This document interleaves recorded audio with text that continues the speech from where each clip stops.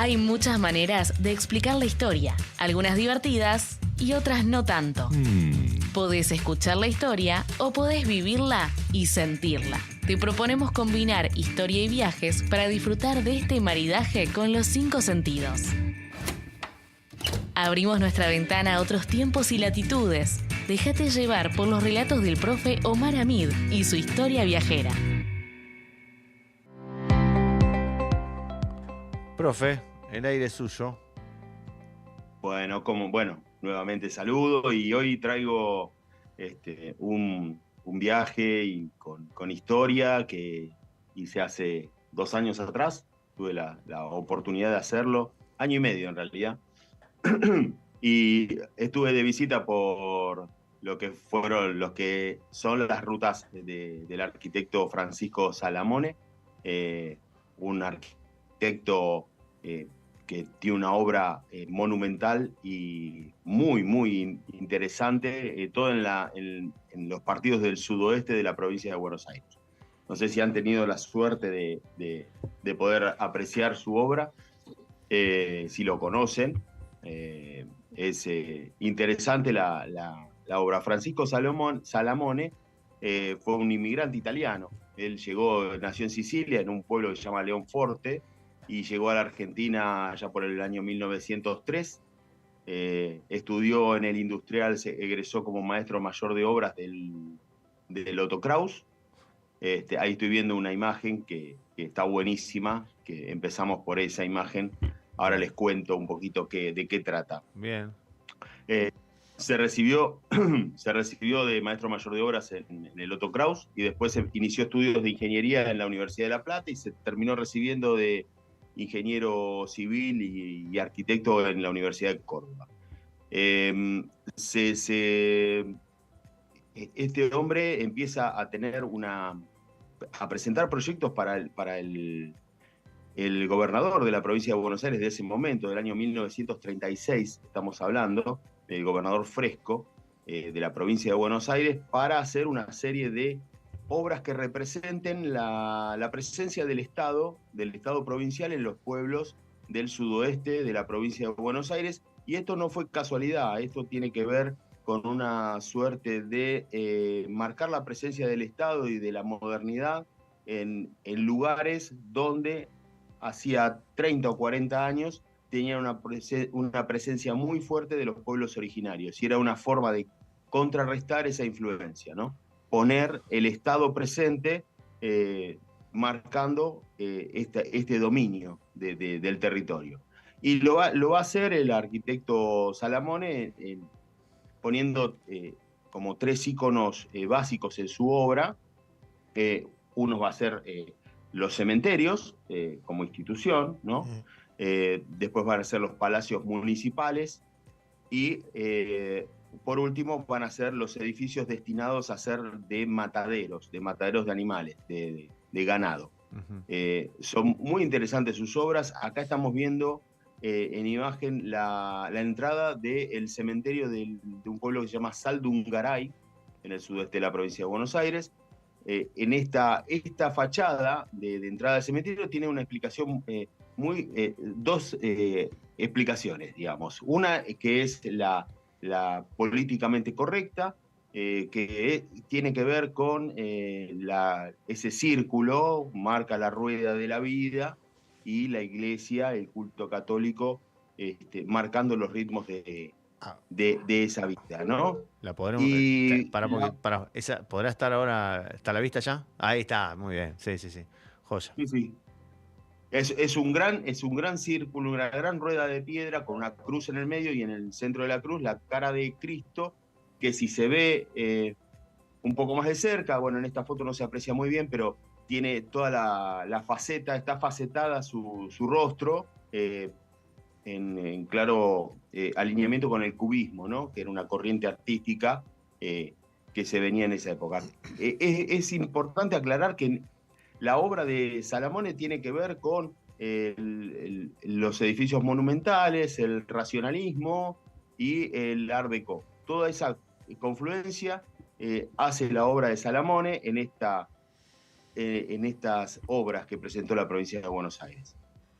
La otra explicación de esta obra, de la entrada del cementerio de Saldungaray, tiene que ver con una historia que se le atribuiría a Salamone, que tiene que ver con que la rueda significa la rueda, ruleta de un casino, ¿no? Se decía que podría haber sido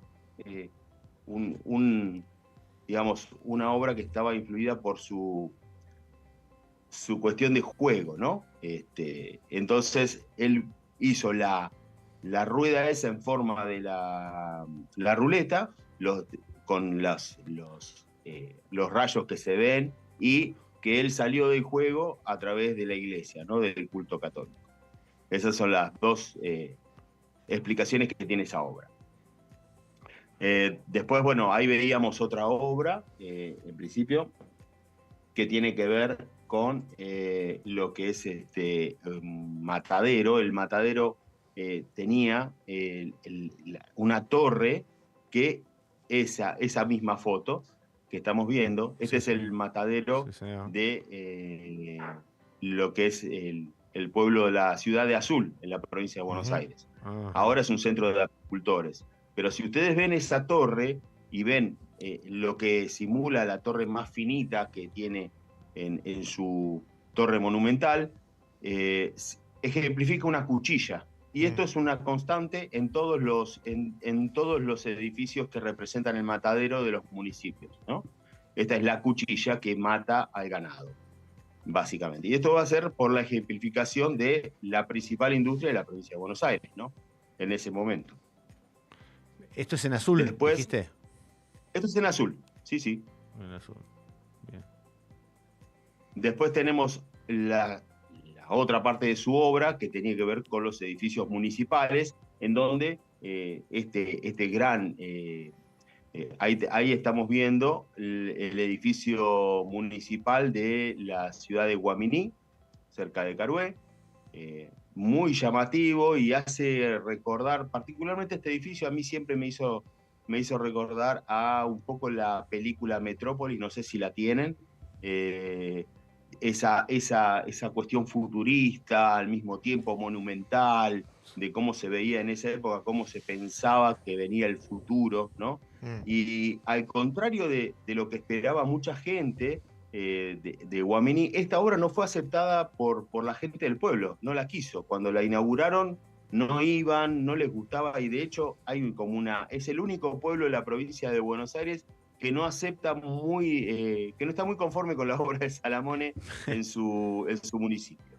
Pero bueno, nada, es así. Él iba dejando obras por los municipios, digamos, y en este caso, esta fue la obra que le dejó a Guaminí.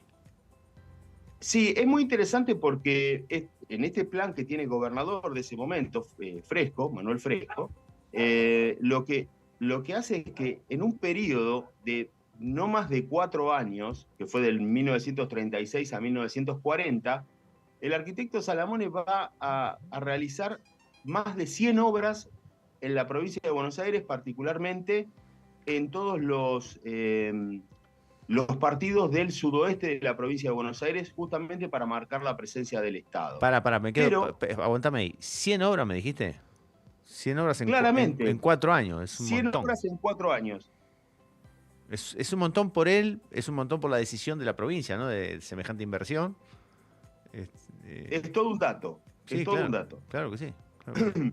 Y de hecho, muchos se preguntan cómo hizo para supervisar 100 obras en un periodo tan corto y de una obra de tamaña monumentalidad, ¿no? Sí, como eran todos estos edificios. Sí, claro. Sí, Estamos hablando de... Sí. No, que digo, vos ves los edificios y son grandes realmente, Sí. mucho detalle, mucha cuestión que quien los ideó, imagino que tiene que estar ahí al milímetro de ver qué es lo que pasa, porque puede salir cualquier cosa después de ahí, ¿no? Si no tiene esa supervisión. Pero bueno, salieron así, salieron bien, básicamente. Bueno, eso tiene una explicación, y es que este arquitecto se manejaba de una forma estrictamente vertical. Él tenía contratistas, de hecho, antes de iniciar el proceso de la obra, tuvo una reunión con el empresario Fortabat, que algunos recordarán, el presidente de la hormigonera de Olavarría, Sí. En donde porque todas las obras las iba a hacer de hormigón armado. Entonces le fue a preguntar si tenía la cantidad de hormigón para hacer la cantidad de obras que iban a hacer y a coordinar inclusive hasta el precio que le iban a dar. Tengamos en cuenta que en ese momento Argentina tenía, creo que algo del 1 o el 2% anual de inflación, ¿no? Entonces pudieron mantener cierta cordura en los precios. Pero no solo eso, sino que él estaba organizado de una forma totalmente vertical, en donde tenía capataces que manejaban las obras. Y algo muy llamativo para la época es que este hombre, este arquitecto, era piloto de avión y tenía una avioneta, y con esa avioneta iba y viajaba por todos los partidos de la provincia de Buenos Aires supervisando las obras. Entonces, claro, ahí empezamos a comprender cómo tan rápido él podía supervisar las obras. No se iba de un lado para el otro supervisando en un día capaz que 3 o 4 obras, ¿no? Así, o más inclusive. Él les gustaba, dicen que le gustaba pasar por las obras desde el aire con el avión para ir viendo el desarrollo de las mismas, ¿no? Cómo iban llevándose a cabo las obras, ¿no? Qué bárbaro, qué vanguardista, ¿no? Sí, es un hombre muy vanguardista y tiene que ver también con la época, ¿no? La época de vanguardias, ¿no? Sí. Bueno, ahí estamos viendo la municipalidad, la torre de la municipalidad de Coronel Pringles. No, esa es de La Prida, perdón. La Prida. La Prida.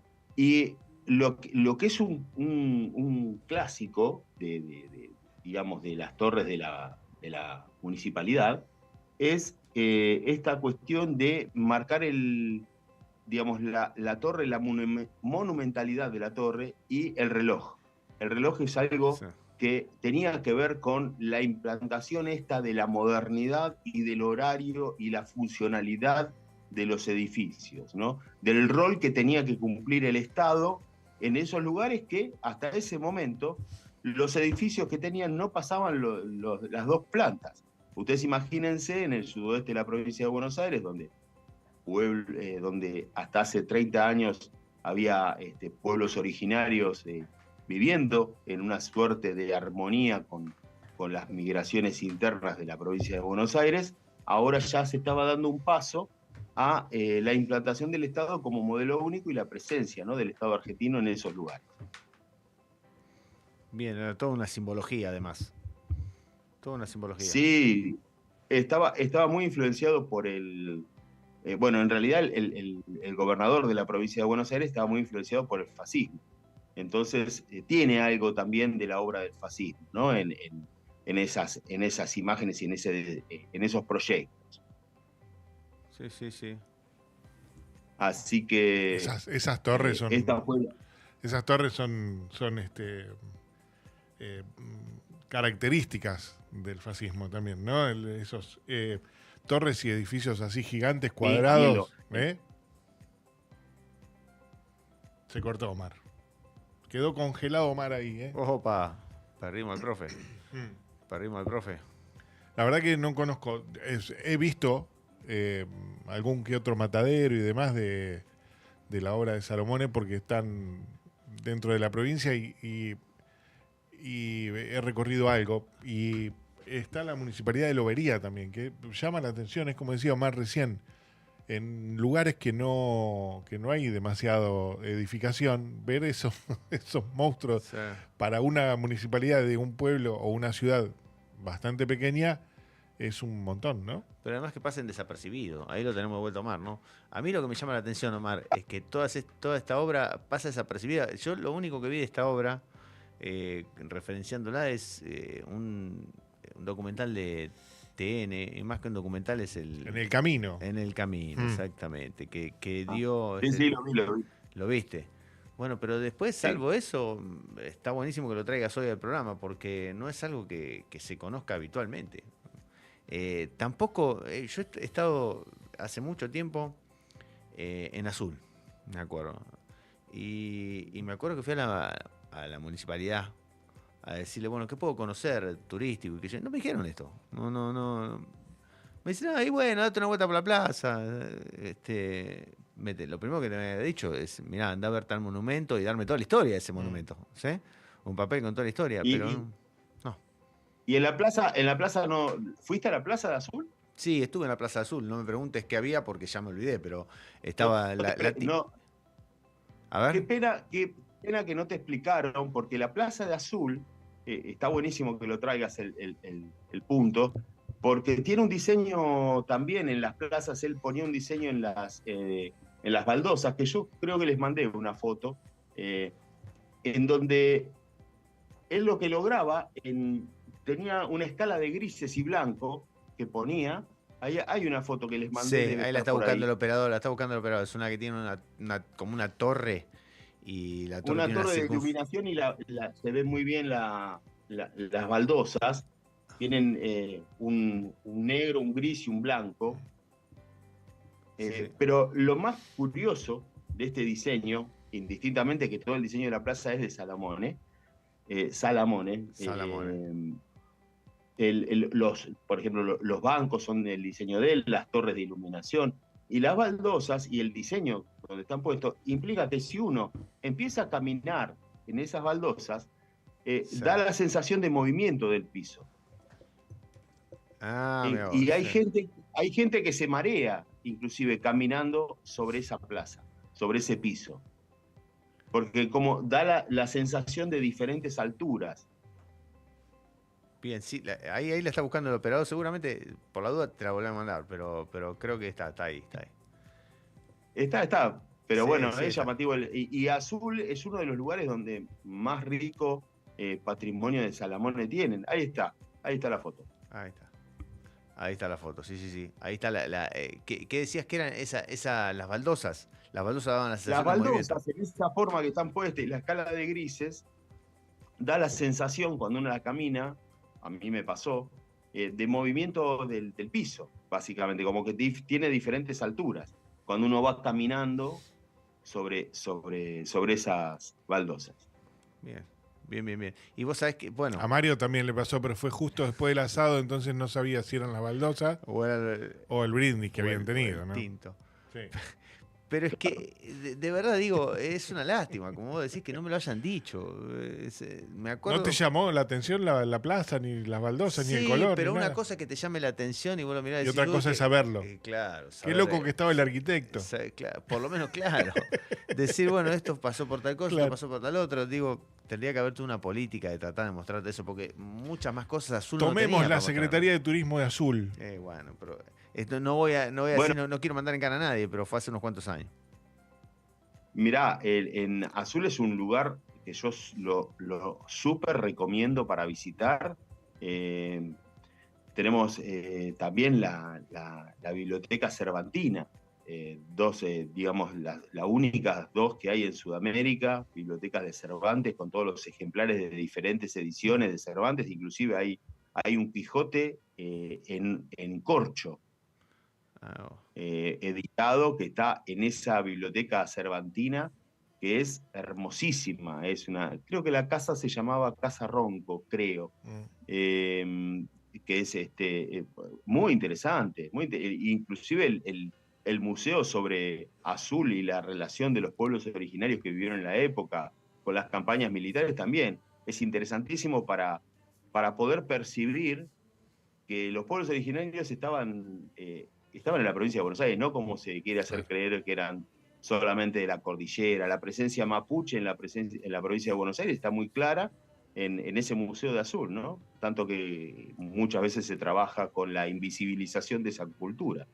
Después, bueno, algo impresionante es la obra de... ahora se me fue el nombre, a ver si entre los cuatro podemos recordar este hombre que hacía en chatarra de hierro, se me fue el nombre. Sí, ya sé.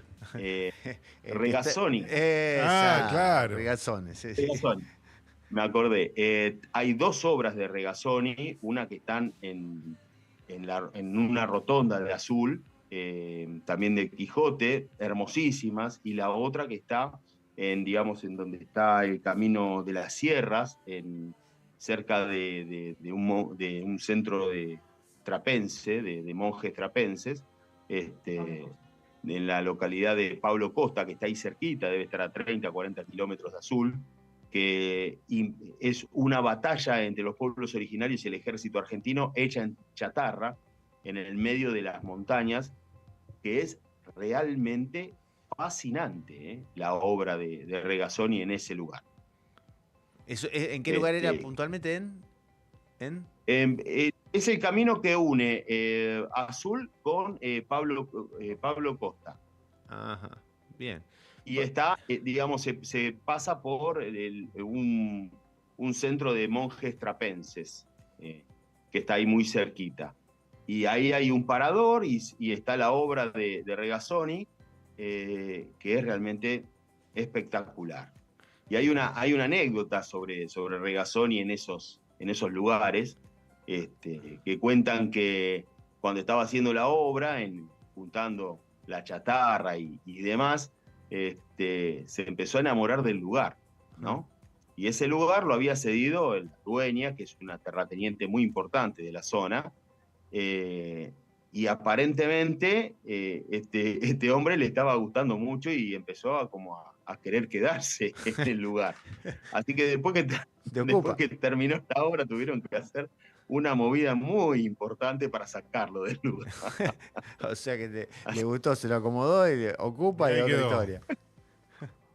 Le gustaba mucho, pero eso cuentan las lenguas, esas folclore del lugar, ¿no? Bien, pero digo, esto me lleva a pensar el tema del turismo y el fomento del turismo y la importancia que se le da, ¿no? Todas estas cosas, insisto, quizás ahora vaya ahora y me sorprenda, cambió muchísimo, pero todo esto lo hice en un viaje, fui a Carué, me acuerdo, y de Carué hice base en Carué y anduve en varios de esos lugares, ¿no? Azul, pero lo único que, o sea, no había una movilización muy grande de turismo, decir, mirá, anda a tal lugar, la historia es esta, la historia es aquella. No. Estando en Carué fui a Epecuén, que es el pueblo que quedó sumergido bajo el agua, algo que es escalofriante, ¿no? Lo vamos a traer en otra oportunidad. Bien. Tengo ahí agendado la historia de Epecuén y de Carué. Ah, genial. Pero no había una explicación. Mi familia materna es de Carué. Ah, mira vos. Toda una historia eso de el agua y cómo se trabó el pueblo de Pecuén. Ahí también hay obra de Salamone, ¿no? Carué. Está la municipalidad, sí. y el matadero. Sí, que eso está en la foto. En el matadero el albañil fue mi abuelo, uno de los albañiles de ahí. Mira vos. Bien, ¿eso por parte de madre o padre? De madre, dijo. De madre. Bien, no había escuchado. Dijo madre. O sea, mi abuelo materno era albañil y trabajó ahí en el matadero, en Carué, era de ahí de Carué. Bien. Acá me está poniendo Marcelo que quiere hacerle un par de preguntas o agregar dos cositas. Marcelo, contame. Sí, claro. Sí, hablando de arquitectura, no sé, hay una película o un corto que después se fue un largometraje, y después hay una especie de docuficción que son interesantes si a Omar le gusta la arquitectura, como veo, a ver si las conoces. Una se llama Medianeras. No. Es un cortometraje, después fue un largometraje, el director se llama Gustavo Tareto. Está mejor el corto, que habla de todos los edificios de Buenos Aires, ¿no? Va haciendo un repaso. Es una historia de dos personas, pero empieza haciendo referencia a la arquitectura de Buenos Aires. Para la parte del cortometraje es interesante. Después te lo voy a pasar. Pásamelo, me interesa. Y después hay una especie de documental que se llama Los Corroboradores, que es del año, estoy fijándome, 2018. La sinopsis dice esto para que tenerlo en cuenta. Dice: una investigadora francesa viaja a Buenos Aires para investigar justamente sobre la arquitectura de la ciudad, y así descubre la teoría sobre la existencia de los corroboradores, una sociedad secreta porteña, que cuenta la historia de que querían emular la famosa París en Buenos Aires, ¿no? Y hay muchas muchas historias y muchos relatos sobre algunos de los edificios en Buenos Aires. Esta sociedad secreta es obviamente ficción, para algunos decían que era verdad, otros ficción, pero está bueno mostrar cómo muestran grandes edificios de la arquitectura de Buenos Aires. Por eso, ya que estábamos hablando de la arquitectura, me parece interesante nombrarlo. No, bueno, está buenísimo tu aporte porque claramente yo no conozco si fue verdad esa sociedad secreta, pero no tengo dudas de las obras que se hicieron en la ciudad de Buenos Aires que tienen que ver con el embellecimiento y la mirada hacia parecerse a París. Eso es algo que Sí. todos los que vivimos en Buenos Aires hemos transitado y nos hemos enterado de alguna obra monumental que se ha hecho en vistas a parecernos a París, ¿no? La ciudad luz. De hecho, por eso decían que Buenos Aires era el faro de América Latina en algún momento. Creo que, bueno, es importante, ¿no? Es interesante esos fenómenos. Además, la arquitectura de Buenos Aires es fascinante también. La arquitectura de Buenos Aires Es fascinante. hermosísima. Sí. Hermosísima la arquitectura de Buenos Aires. Lo hemos dicho otras veces. Y algo que es interesante de la ciudad de Buenos Aires, que a mí siempre que tengo la oportunidad de ir, lo hago.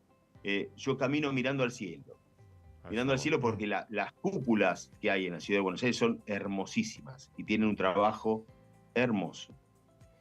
Me pasa lo mismo y lo descubrí gracias a esta película Medianeras, porque habla de eso, ¿no? Y dice mirar al cielo, la gente no mira al cielo, y también hace referencia de que, y dice, Buenos Aires es una de las pocas ciudades que le da la espalda al río, ¿no? Claro. Entonces, y después de ver ese cortometraje dije, es verdad, y uno salís del subte, no sé, en Diagonal Norte, ponele y mirás y están todas las cúpulas y descubrís otro mundo, ¿no? Hermosísimo, sí, claro. Es cierto. Diagonal Norte, que tiene la peculiaridad que tienen, creo que es al primer piso o al segundo piso, todos los aleros de los edificios coinciden. O sea, vos ves una línea recta hasta la 9 de julio. Nunca lo miré. Y están todos a la misma altura.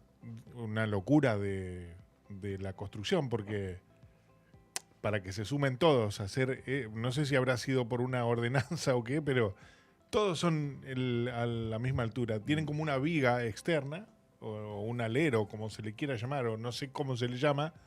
Voy a estudiar arquitectura, así les digo bien después, pero coinciden todos a la misma altura. Hay un par de cuentas de Instagram que también están, que siguen mucho lo que es la historia de Buenos Aires y las casas, las grandes casas viejas y eso. Y el otro día estaba viendo, no me acuerdo en dónde era, creo que eran Caballitos, si no me equivoco, una casa con una fachada hermosa que iba a ser tirada abajo para construir edificios, ¿no? Entonces estaban las unidades vecinales viendo si podían hacer que eso no se haga, ¿no? O sea, que ese proyecto no se lleve a cabo. Que es una lástima, ¿no? Porque hay un montón de casas clásicas o de lugares que tendrían que ser casi patrimonio o monumento nacional, casi, o de la ciudad de Buenos Aires, por lo menos. Sí. Bien, Omar, ¿tenemos algo más? Bueno, ahí estamos con el arquitecto Salamone, tiene una obra que los invito a que la conozcan y Mario, te recomiendo que hagas de nuevo un viaje azul y no dejes de conocer la obra de Salamone, inclusive algo que no mencioné, el parque de Azul, las entradas del parque de Azul tienen un diseño especial de Salamone y está diseñado por un paisajista francés, no recuerdo ahora el nombre, me queda de deuda, pero es patrimonio provincial, creo, o no sé si no estaban poniéndolo como patrimonio nacional. Súper lindo, interesante, bueno, bonito y barato, diría. Bueno, tiene las 3B Azul, así que súper recomendable hacerse una escapada a Azul y a las sierras.